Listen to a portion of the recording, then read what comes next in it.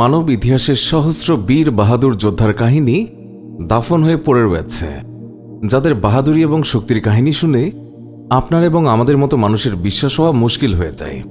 তো আজকের এই ভিডিওতে আমরা এমনি 7 জন মুসলিম বাহাদুর যোদ্ধার সম্পর্কে জানাতে চলেছি, যাদেরকে ইসলামিক ইতিহাসে সবচেয়ে শক্তিশালী যোদ্ধা বলা হয়ে থাকে।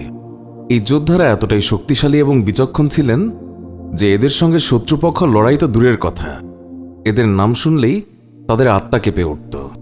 আর এই জন্য সহস্র সাল অতিক্রম হয়ে যাওয়ার পরেও এই সমস্ত মুসলিম যোদ্ধাদের ইতিহাসে সবচেয়ে বাহাদুর এবং মহান যোদ্ধাদের মধ্যে গণনা করা হয়ে থাকে। আমাদের আজকের এই ভিডিওতে আমরা এমনি 7 জন বীর যোদ্ধার কথা বলতে চলেছি। তো চলুন দেখে নেওয়া যাক। 7. মিশরের সুলতান রুকনুদ্দিন বাইবার্স। রুকনুদ্দিন বাইবার্স সেই মহান সুলতান ছিলেন যিনি এনাজল্টের যুদ্ধের ময়দানে মঙ্গল ফৌজদেরকে হারিয়ে এই পৃথিবীর সম্পূর্ণ নকশা পরিবর্তন করে দিয়েছিলেন। এটি সেই যুদ্ধ ছিল যেখানে মুসলিমরা সর্বপ্রথম মোগলদের হারিয়েছিলেন, যাদের সম্বন্ধে সেই সময়কার মানুষের এমন মনে করা হতো যে এদেরকে হারানো তো দূরের কথা, এদের নাম উচ্চারণ করাও খুবই বিপজ্জনক।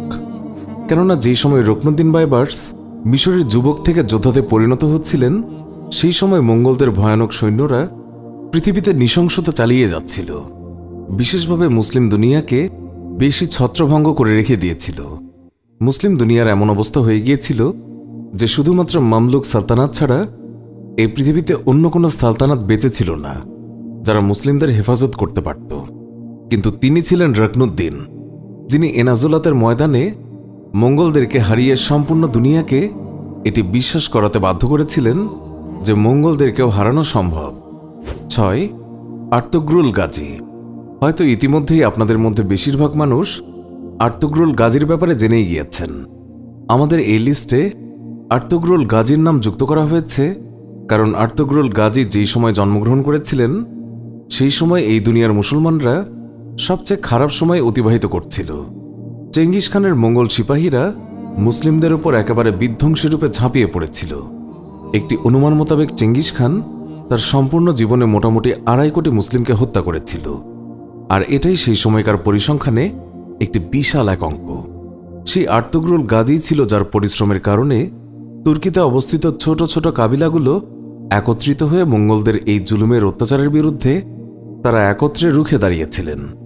তারপর তাদের সামনের দিকে এগিয়ে গিয়ে আর্তুগ্রুল গাজীর ছোট পুত্র ইসওয়াল এই কাবিলার বুনিয়াদ রেখেছিল, যেটিকে ইতিহাসের পাতায় উসমানিয়া সালতানাত বলে জানা যায়।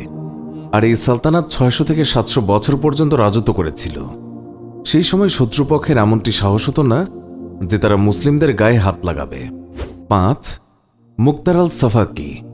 তিনি এমন একজন যোদ্ধা যার নাম তারিখের পাতা থেকে ভুলিয়ে দেওয়া হয়েছে, যার বাহাদুরির সামনে লক্ষ লক্ষ লস্করও আসতে ভয় করত, আর যার সম্পূর্ণ মুসলিম জাতির উপরে বিশাল বড় দয়া রয়েছে। দয়া এই জন্য রয়েছে যে তিনি নবীর নওয়াজে ইমাম হোসেনের হত্যাকারীর বদলা নিয়েছেন।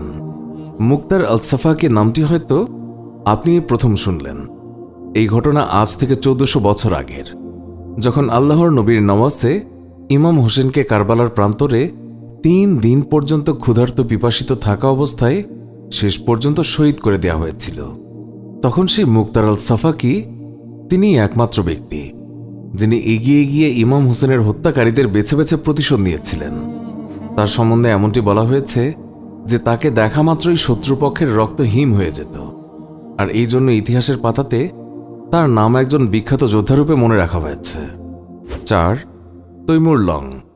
তৈমুর লংয়ের জন্ম 9 এপ্রিল 1336 খ্রিস্টাব্দে বর্তমান সময়ের উজবেকিস্তানে হয়েছিল।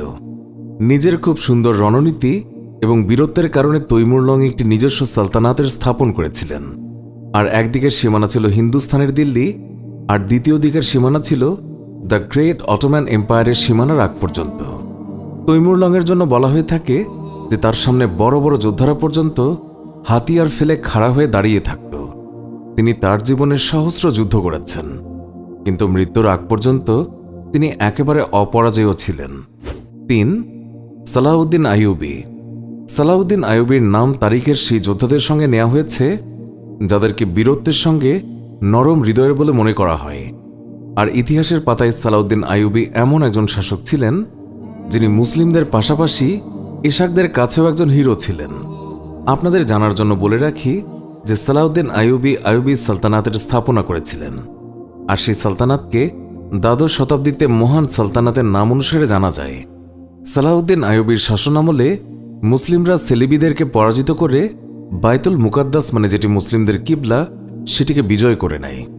সালাউদ্দিন আইয়ুবীকে ইতিহাসের পাতাতে খুবই সুন্দর এবং নরম হৃদয়ের শাসক হিসেবে মনে করা হয়। 2. খালিদ বিন ওয়ালিদ। খালিদ বিন ওয়ালিদ এমন একজন যোদ্ধা ছিলেন যিনি তার সম্পূর্ণ জীবনে একটি যুদ্ধেও হারেননি। আবু বকর সিদ্দিক রাদিয়াল্লাহু তাআলা আনহু তার খেলাফতে তিনি মুসলিম ফৌজের কমান্ডার হয়ে কাজ করেছেন।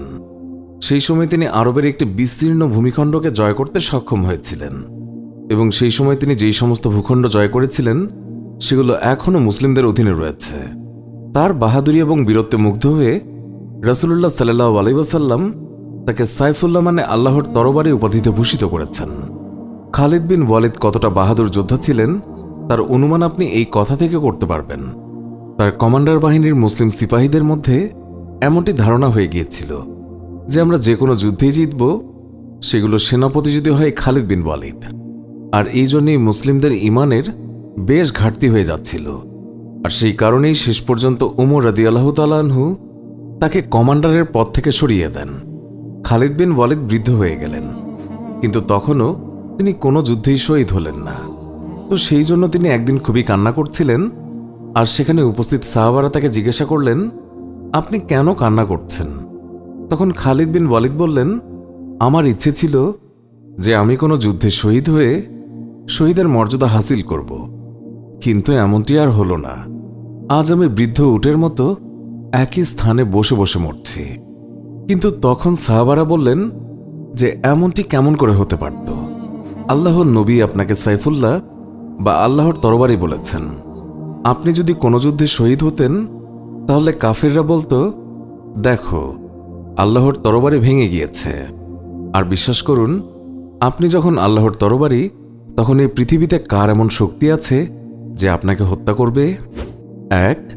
হযরত আলী রাদিয়াল্লাহু তাআলা আনহু। বলা হয়ে থাকে যেখানে অন্যান্য যোদ্ধাদের বাহাদুরি শেষ হতো, সেখান থেকে হযরত আলী রাদিয়াল্লাহু তাআলা আনহুর বাহাদুরি ঠিক শুরু হয়ে যেত।